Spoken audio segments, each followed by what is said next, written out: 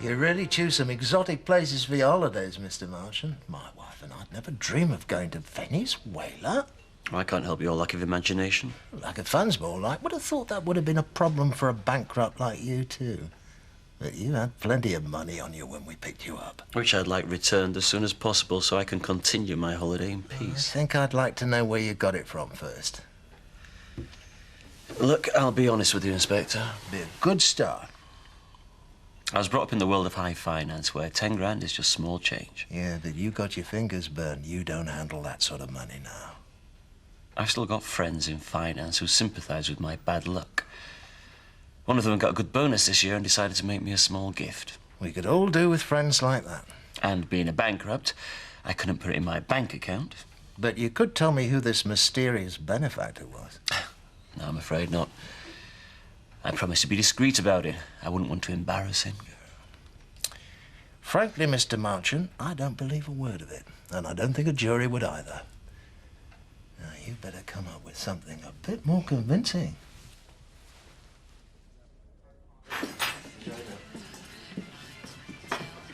Hi. Tea? Yeah, and I need a favour. Right, well, I'm always happy to help you, mate. What you after? Copy of the fireworks code? But this is serious. House chucked me out and I need somewhere to stay. Well, if I hear of anywhere, I'll let you know. Well, I thought I could move into the cottage for a while. Oh, Terry, we're all crowded out, mate. I can kip anywhere. I could just be one of the lads, you know, all mucking in together. Well, I'll have to go and have a word with the others. I'll get you tea. Well, you've got yourself in a real mess this time, haven't you? Oh, don't rub it in better. Still, I suppose I'm better off than Steve and Kim. Sounds like they'll be moving into a prison cell soon. Oh, it's not that serious, is it? No, it's just Chris Tate stirring up trouble for him again. Oh, the way I heard it, Kathy's come round. Well, we all know that. She started to name names. No chance. We're overcrowded already. There's not enough room as it is. Well, all right. Are you going to tell him or shall I? Look, we're understaffed and Steve hasn't turned up for work. I don't have time to listen to your bleating. Yeah, well, that's what I'm here for. I could help. Seth taught me all about gamekeeping. I could cover for him till he gets back. Give me one good reason why I should ever employ you again. Because I've changed. Look, I'm going to have responsibilities soon. And I need wages and I'm prepared to work for them. Well, I found out why Steve hasn't turned up for work this morning. No doubt you had a hand in it. I don't know what you're talking about. He and Kim have been arrested. What? So, it looks like you must have finally convinced the inspector to take your theories seriously. Well, nothing to do with me, but I'm glad to see that justice is done at last.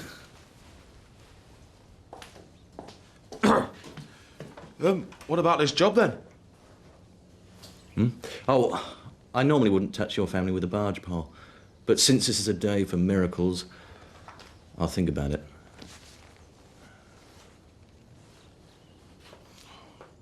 So let's just concentrate on the night of the theft.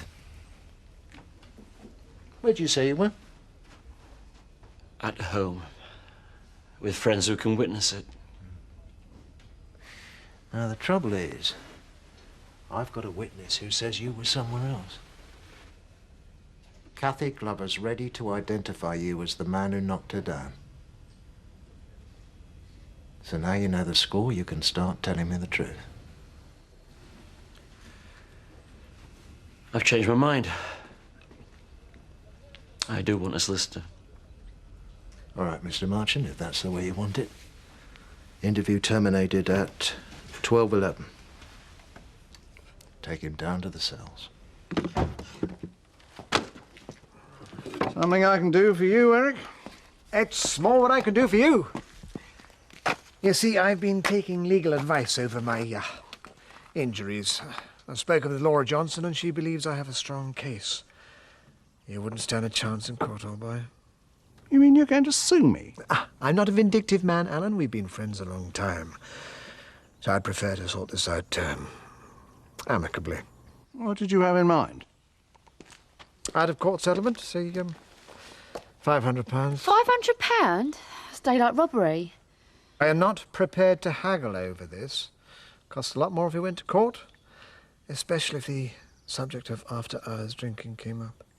Could be even more serious. That's rich, coming from you. Oh, you still have a license to lose. Yes. Yes, I suppose I have no choice. Good. Well, I'm glad you could see it my way. I'll expect your cheque within the week. What a crook. Well, you wouldn't have stood a chance if it hadn't been for Terry's stupidity. He's the one I blame. I'm sorry to have kept you waiting so long, Mrs. Marchant. By the way, James seems to be quite happy. Milk and sugar? Oh, thanks. Perhaps you could also tell me what's going on. We're trying to establish exactly what happened on the night of the theft. Now,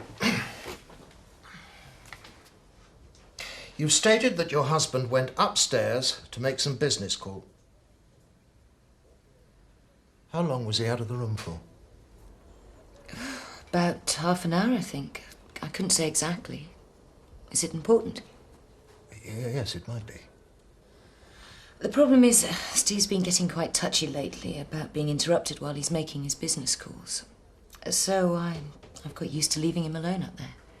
So there was no contact between you while he was out of the room?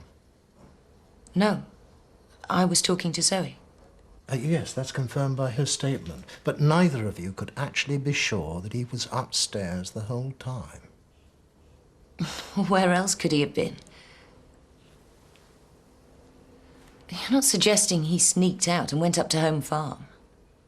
I'm not suggesting anything, Mrs. Marchant. I'm just trying to establish the facts. Well, I suppose he would have had time. It's too awful to think about. I mean, leaving poor Kathy like that and then coming back as if nothing happened. You don't really think Steve's capable of something like that? Well, you told me, Mrs. Marchant. You're married to him. Excuse me. I hope this hasn't been an ordeal for you, Mrs. Marchant.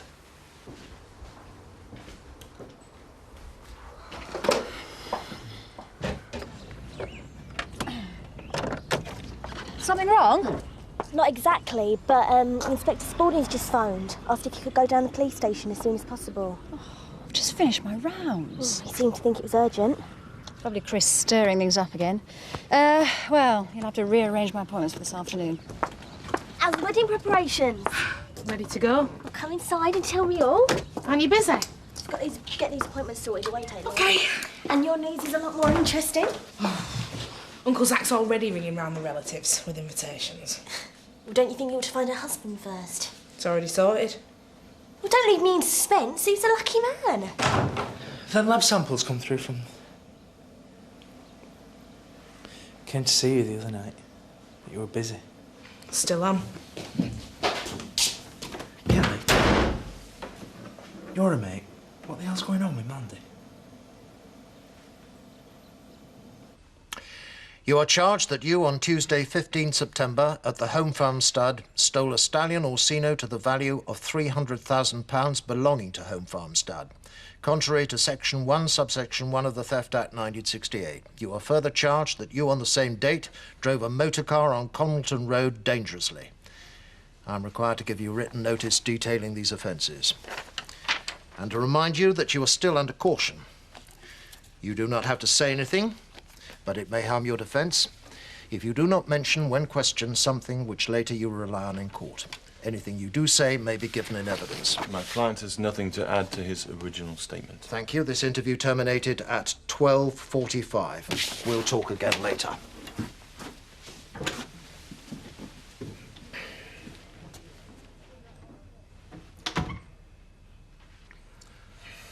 So, what's the score? What am I likely to get? A year or two for the theft. About the same for causing injury by dangerous driving. You mean they could send me away for 4 years? The sentence would be concurrent. With good behaviour, you could be out in a year or so. Your best chance is to cooperate with the police as much as you can. That should keep the sentence to the minimum.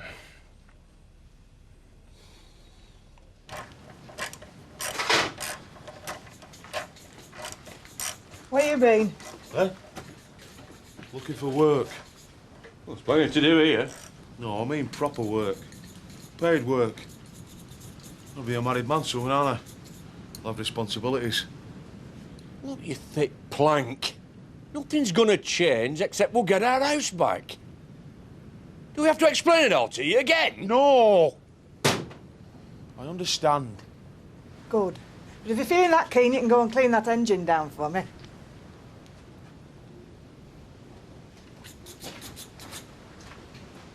I'm a very busy woman, Inspector.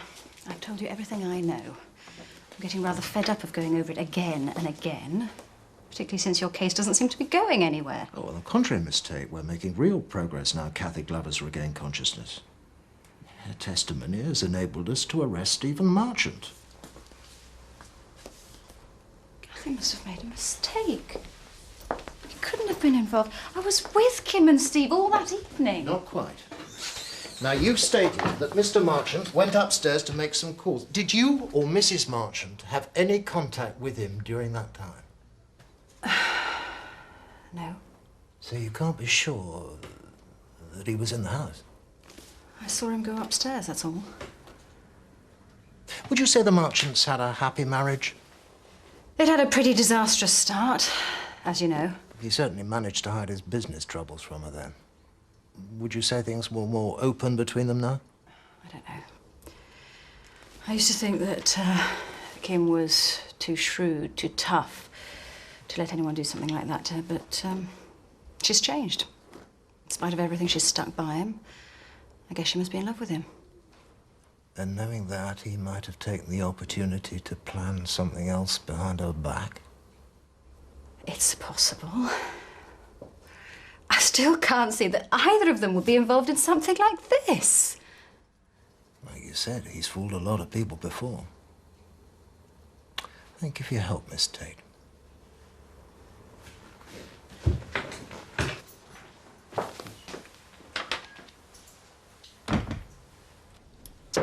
Come on, Mandy. You've got to tell me who it is. I don't know what you're getting so excited about. It's not important. It's a marriage of convenience that doesn't mean anything. You sure? Well, you were going to marry Chris Tate and you didn't even like him. I had reasons. If you're going to marry someone you don't love, they've got to be stinking rich or drop dead gorgeous. Which is yours? Well, neither of them describe him. Well, he's got to have something. Fast car, great sense of humour. Not even warm so far. Oh, give up. Who is it? Butch. Nice one, man, but seriously, who is it? I'm not kidding, Kel. I'm marrying Butch. You are out of your mind.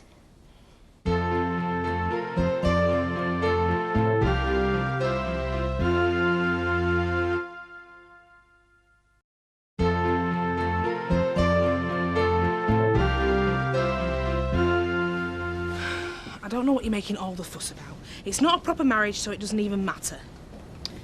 Well, it's Butch I'm worried about. Remember how I was with Sophie? That was really creepy. Well, after the hiding my Uncle Zach gave him, I think that taught him a lesson. I'm not so sure. He's always fancied your man.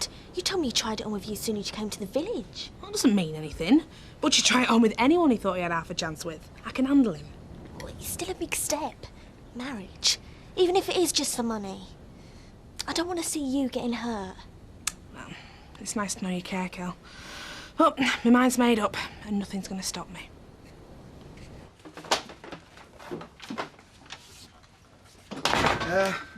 Could you put this up in the window, please? Accommodation wanted by clean, quiet bachelor. Sounds a bit boring to be one of your mates, Tal. It's me. Hey? Yeah, Al's chucked us out because of fireworks. It was an accident, though. Change his mind when he's calmed down a bit. I'll have a word with him if you like. Nah, I'd save your breath. He means it this time. What about your job? Gone. Now he fired me. He'll make some kind of settlement over mistaken Woolpack, but well, that's not going to last forever. Nobody's going to give us another pub after this. So you're out of work and on the streets? Yeah, it's about the size of it. So, How much do I owe you for the ad? Nothing. You can stay here until you get back on your feet. It's all right, isn't it, Vic? Oh, don't worry. We're past all that now, aren't we? Well, of course we are. Oh, fine. But he's sleeping on the sofa. Thanks, mate. I've just phoned the police station. Kim and Steve are still there, so I guess there must be some new evidence. Not hard to work out where it came from now. Kathy's regained consciousness. Things are really looking up. Yeah, well, I'm glad Kathy's on the mend too. I still find it hard to believe that Kim or Steve had anything to do with it. You wouldn't, if you knew her as well as I do. That woman's capable of anything. I can't believe you hate her so much. As far as I'm concerned, she's already committed murder. My father would be alive now if it wasn't for her. But it looks like justice is finally going to catch up on her. And I intend to save her every moment. Where are you going now? Trying to set up a public execution? Someone I want to share all this with. Hi, Ned. Hiya. Where's Dad? He's finishing off in the top field. I think your mum's still out shopping. Good. Because it was you I wanted to see. I was hoping you could give me a few more boxing tips. Oh, sorry, Robert. You'll only get me into trouble. You know how your dad feels. Yeah, but you ain't gonna know about it if he's still busy. I don't know. Oh, please. I've been getting a lot of hassle from this kid at school. I only want to defend myself. I suppose it can't do any harm. I mean, whatever he says, the only way to deal with bullies is to stand up to them. It's not easy when they flatten you. You've got to keep your guard up like I showed you. OK, try and catch them unawares, off balance. How do you do that? Look, try this one. Put your hands up. What you do is you feint with the left and as they duck away, wait while they come forward, then crack them with the right. All right? That way they're moving on to the blow and it doubles the impact. Cool. Come on then, you try it. All right. Feint with the left. That's it. You feint with the left. Good and again. There's a visitor for you, Tal. I've been so worried about you. Oh, things aren't so bad.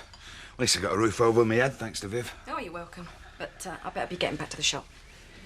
I feel terrible about what's happened to you. I'll survive. Oh, no, but you and Grandad have been friends for years. As soon as I turn up, you start falling out. It's not your fault.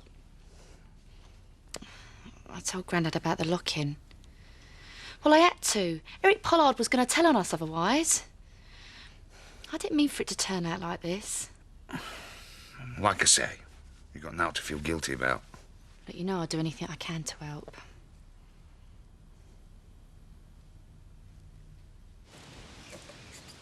Is Cousin Jethro still in Parkhurst? How should I know? I'm just wondering whether she'd invite him to the wedding or not. Don't think you should invite anybody to the wedding. I wish there wasn't going to be a wedding. We've been through all this, Lisa. Mandy brought the idea to us, so she must be willing. And Butch is dead keen. Bit too keen, if you ask me. It's just a business arrangement. And if he starts forgetting that, I've got my own ways of reminding him.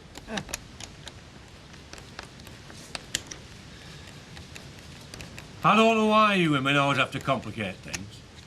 The way I see it, it's dead simple. They get married, we get the cheque, we get the house back, and we all live happily ever after. I wish I could believe you. But I reckon nothing's that simple. Not where people's feelings are concerned. Martin's still sticking to his story? He'll crack. We've got Kathy Glover's ID and he was called to the airport with 10,000 quid. He'll need more than a smart lawyer to wriggle out of this, and he knows it. Got to admit, he's got some bottle. Pulling a job like this while the vicar thinks you're upstairs. He conned a fortune out of people on his last scam, including his wife. You think she knew what he was up to this time? That's the big question. Certainly haven't got enough to charge her. What's your gut feeling? Everyone says she's a tough businesswoman, but from what I've seen, she's soft where he's concerned. Now, he put one over on her before. I'd say came back for a second helping. She's clean.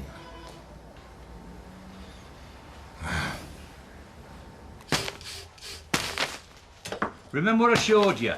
OK. Feint with the left, cross with the right. That's the way we'll make a fighter of you yet. And keep on your toes, keep moving, all right? Don't stand flat-footed as you make yourself an easy target. It's easy with a punch bag. It's different when someone's rushing you. Well, that's better for you, not them. Playground bullies are all the same. They're all aggression and no science. You keep a cool head, you'll always come out on top. Hey, your mum and dad are here. Right, I'll put this away. You go back to the farmhouse and not a word about what's been going on, OK? Give us 5. Waited a long time for this, Dad. Now you can rest in peace. Kim has finally got what she deserves. Wherever you are, I hope you can see it when they lock her away. Have you been following me? Not exactly. I was on my way into Houghton when I saw your car parked by the cemetery. I had to come. I owe it to him. This obsession with Kim isn't doing you any good, you know. Maybe you're right. It's been like a millstone round my neck. I've always known that she left my father to die. Just couldn't prove it, that's all. But now, she's gonna pay.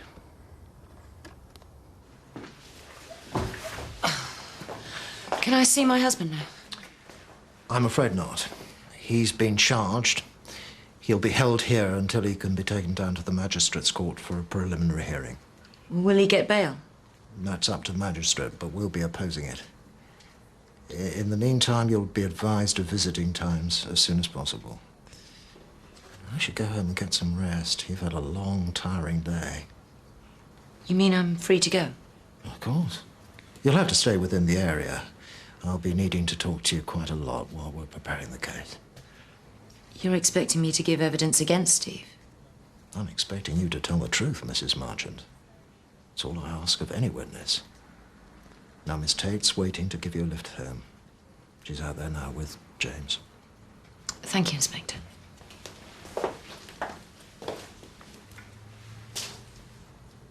I've strapped James in.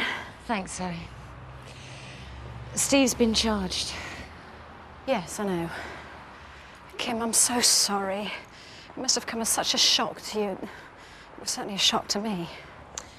Zoe, do you think he did it? We have to face facts. Kathy's identified him as the man that ran her over.